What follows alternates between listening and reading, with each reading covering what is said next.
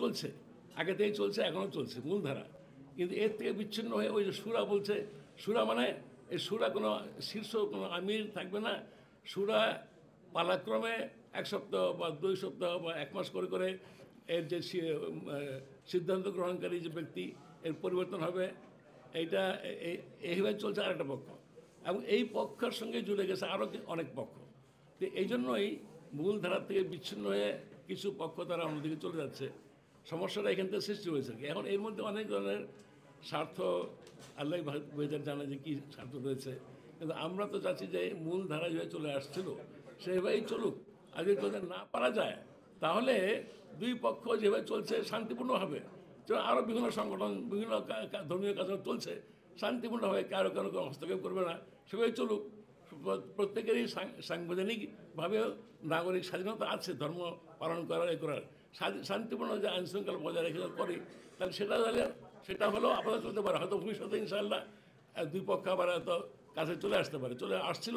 কিন্তু ওই বারবার এই তৃতীয় পক্ষের কিছু অনুপ্রবেশকারী কারণে এই এই এই সমন্বয়ের প্রচেষ্টাটা ব্যাঘাত ঘটছে বলে মনে হয় আমাদের। স্যার, আমার একটা কোশ্চেন ছিল স্যার, আপনি খুব চমৎকারভাবে বলেছেন যে মূলধারা থেকে আসলে ছড়ে গেছে আমার কোশ্চেনে। আমি একটু স্পেসিফিক জানতে চাই।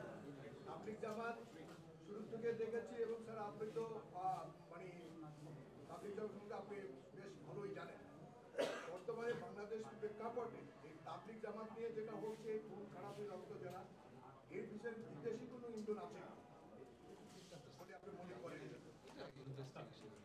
এটা তো আমরা ঘটনা বিদেশি এই ব্যাপারে আমরা বলছি যে বিচার বিতন্ত হোক, তাহলে সবার কাছে গ্রহণযোগ্য এবং সরকারের কাছেও গ্রহণযোগ্য একটা তথ্য বেরিয়ে আসতে পারে। সাবেক অধ্যাপক মনোবিজ্ঞান বিভাগ, ঢাকা বিশ্ববিদ্যালয়। দুই পক্ষের মধ্যে সমন্বয়ের জন্য অনেক বৈঠক এবং অনেক চিঠি দেওয়া হয়েছে। এক পক্ষ থেকে সাতপন্থীদের তরফ থেকে 46 চিঠি দেওয়া, অল্প সময়ের মধ্যে 46 চিঠি বারবার দেওয়া হয়েছে একসাথে পড়ার জন্য।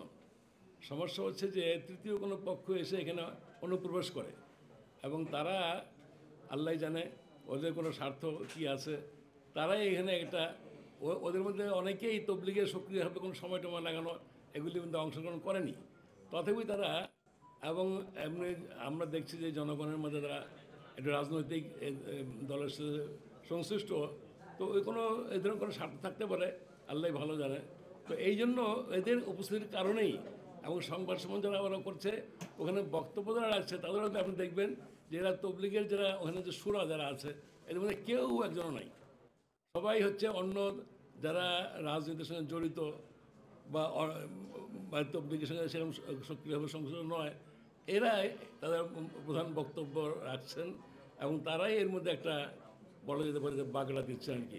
এই জন্য যদি দুই পক্ষকে একত্র করে প্রধান উপদেষ্টা বা অন্য কোনো শীর্ষ কোনো মুরব্বী গ্রহণযোগ্য বা ওলামায়ে কেরামদেরকে আমার বলা হয়েছে যে দুই পক্ষের মানে বাংলাদেশ, ভারত, পাকিস্তান এই উপমহাদেশে ওলামায়ে কেরাম যারা গ্রহণযোগ্য, তারা যদি একত্র হয়ে বসে সবাইকে, আরও যারা সংশ্লিষ্ট যারা ওলামা আছেন তাদেরকে বসে এদের এই প্রস্তাব দেওয়া হয়েছিল, তারপরেও এই কোনো সাড়া পাওয়া যায়নি।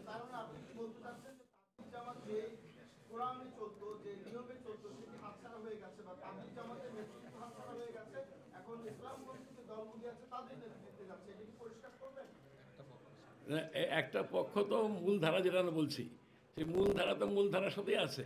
তারা যেভাবে আমির সিস্টেম যেটা বলি, একেবারে সাহাবের তরফ থেকে, রসুল সালামের তরফ থেকে, যে পরের থেকেই আমির এবং আমিরের সঙ্গে সুরা থাকবে না।